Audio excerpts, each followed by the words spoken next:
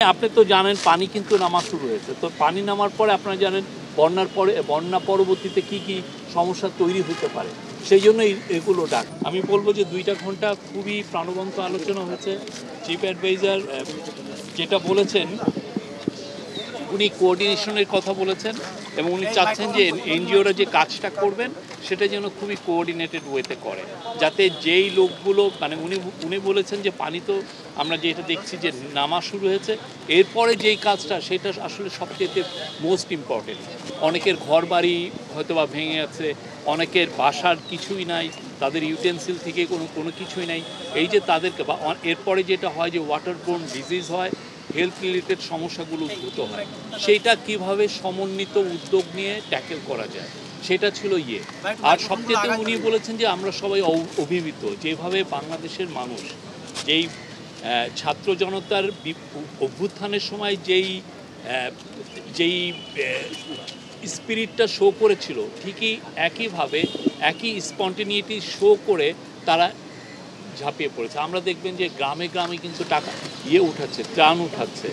আর কালকে আপনারা দেখেছেন টিএসসির সামনে, এটা তো এটা রিমার্কেবল সিন।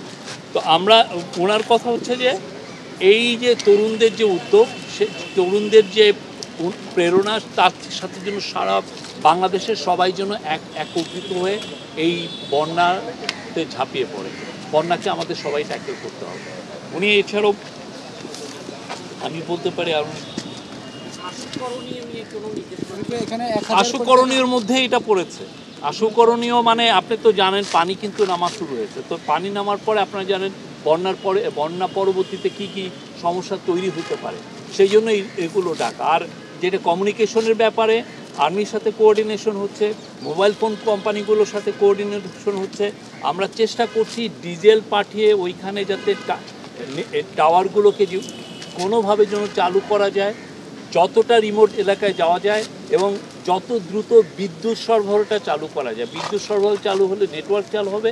আর আপনি জানেন যে এই সমস্ত জায়গা থেকে, এই সমস্ত ডিস্ট্রিক্টের থেকে কিন্তু প্রচুর লোক বিদেশে থাকে। তাহলে হবে কি, ওদের সাথে ডায়াসপোরারও একটা সরাসরি সম্পর্ক তৈরি হবে।